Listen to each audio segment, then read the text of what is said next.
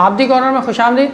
आज 21 जुलाई पाकिस्तान के अजीम रहनुमा और मेहनत कश तबके की आवाज़ जनाब महराज मोहम्मद ख़ान की चौथी बरसी मनाई जा रही है। महराज मोहम्मद ख़ान का मुख्तसर तारुफ ये कि महराज मोहम्मद ख़ान साहब 20 अक्टूबर 1938 को फ़र्रुखाबाद इंडिया में पैदा हुए। उसके बाद तकसीम के बाद उनकी फ़ैमिली जो है वो शिफ्ट हो गई यहाँ कोयटा में। कोयटा से फिर 1960 में तकरीबन गालिबन वो फिर जो है कराची आ गए। कराची में फिर उन्होंने अपनी तालीमी और फिर उसके बाद सियासी सरगर्मियों का आगाज़ किया।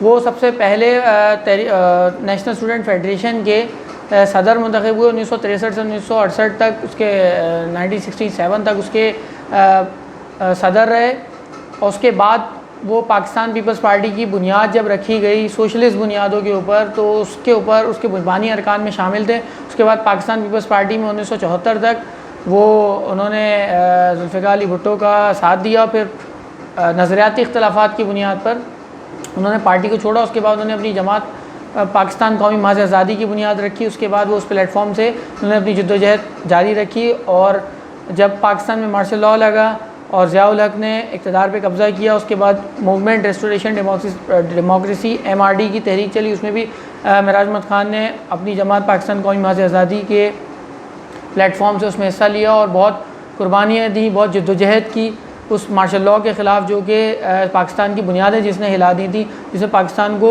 एक रुजती और पाकिस्तान को बैकवर्ड कर दिया उस 10-11 साल के मार्शल लॉ ने। उसके बाद जब 88 के बाद 1996 में 88 के बाद फिर वो जद्दोजहद जारी रही। फिर 1996 में पाकिस्तान तहरीक इंसाफ में पाकिस्तान कौमी महज़ आज़ादी को उन्होंने ज़म कर दिया था। और फिर 2002 तक, जब तक इमरान खान साहब ने रेफरेंडम की हिमायत नहीं की थी, जब तक वो तहरीक इंसाफ के में शामिल रहे, जनरल सेक्रेटरी रहे उसके। और उसके बाद उन्होंने जब रेफरेंडम की हिमायत की तो उसूली इख्तलाफात पर उन्होंने तहरीक इंसाफ को खैरबाद कह दिया। उसके बाद उनकी ज़िंदगी जो है उसमें अमली तौर पर सियासत जो है वो गैर फ़ाल हो गए थे। उन्होंने किसी जमात को ज्वाइन नहीं किया। अपनी जो जद्दोजहद थी उसको वैसे ही जारी रखा, अपनी टॉक शोज़ के अंदर जाके और तकरीबात में जाके। अच्छा, महराज मोहम्मद ख़ान साहब जो थे ये बुनियादी तौर पे सोशलिस्ट ख़यालात के हामिल थे, जो कि पाकिस्तान में बालादस्त तबका, जिन्होंने पाकिस्तान में मार्शल लॉ लगाया, जिन्होंने पाकिस्तान को अमेरिका का और आलमी इदारों का मखरूज़ बनाया। शुरू से ही वो इसके ख़िलाफ़ थे। सीटों सेनेटों के ख़िलाफ़ उन्होंने शदीद मुखालफत की थी उसकी। और पाकिस्तान में वो बुनियादी तौर पर समझते थे कि पाकिस्तान में जमहूरियत जो है अगर उसको परवान चढ़ना है तो उसमें फ़ौजी जो मदाखलत है, फ़ौजी मदाखलत का ख़ात्मा होना चाहिए, जो कि सियासत में उनका इतना बहुत ज़्यादा मदाखलत है, जो पाकिस्तान में कायदे आज़म और लियाक़त अली ख़ान के बाद से जो है वो उन्होंने सियासत में हिस्सेदारी जो है वो उन्होंने बना ली है। और वो हुकूमत में आने और हुकूमत जाने के जो हैं उसमें फ़ैसले कर रहे होते हैं, जो आज तक जारी है। तो पाकिस्तान में बुनियादी तौर पे लोग ये कहते हैं कि सोशलिस्ट जो है वो मतलब उनके बारे में खौफ फैलाया जाता है, प्रोपेगेंडा फैलाया जाता है कि भाई सोशलिस्ट होते हैं या जो समाज को आगे ले जाने वाली बात करते हैं, कॉमरेड होते हैं, कम्युनिस्ट होते हैं। तो वो लोग जो हैं समाज को तबाह बर्बादी लेके आते हैं। बुनियादी तौर पे अगर किसी समाज को आगे जाना चाहिए तो सोशलिस्ट लोग जो कि सरमायादारी निज़ाम के ख़िलाफ़ आवाज़ उठाते हैं, जिसमें इंसान को उसकी मेहनत का अजर नहीं मिलता, जहाँ जिसमें इंसान की कदर नहीं की जाती, जिसमें रुपए पैसे की कदर की जाती है।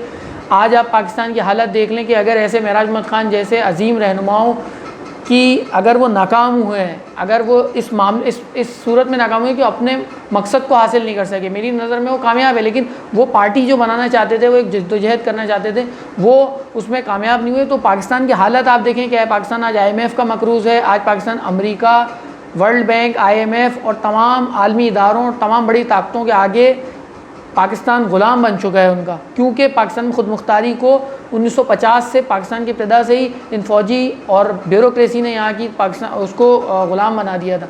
तो अब पाकिस्तान में अगर लड़ाई बुनियादी तौर पे सोशलिस्ट बुनियादों के ऊपर, और महराज मोहम्मद ख़ान की जो फ़लसफ़ा था कि तबक़ात जो है दो ही हैं, अमीर और गरीब, तो जो गरीबों के साथ जो खड़ा है, जो उनकी मिडिल क्लास और उन लोगों के, तो पाकिस्तान में अगर बुनियादी तौर पर तब्दील चाहिए, महराज मोहम्मद ख़ान के उसूलों के मुताबिक हमें इस पाकिस्तान को बदलना है, उनके ख्वाब के मुताबिक इस पाकिस्तान को बदलना है, तो हमें एक मुल्क गिर सियासी जमात जो कि मेहनत कश हो, middle class, lower middle class और तमाम महरूम तबक़ात की अगर जमात होगी वो हम कायम करेंगे। तो महराज मोहम्मद ख़ान का जो ख्वाब है, जो एक सोशलिस्ट पाकिस्तान, जो एक मुनसिफ़ाना पाकिस्तान जिसमें कोई भूखा ना सोए, तमाम लोगों को इंसाफ मिले, तमाम लोगों को तालीम मिले, तमाम लोगों को रोज़गार मिले, तो महराज मोहम्मद ख़ान का ख्वाब ज़रूर पूरा होगा, क्योंकि महराज अहमद ख़ान की उम्मीद जो है वो इस मुल्क के अवाम थे, इस मुल्क के गयूर अवाम थे, जो कि एक इंशाअल्लाह कभी ना कभी ज़रूर उठेंगे और इस निज़ाम को बदलेंगे। शुक्रिया।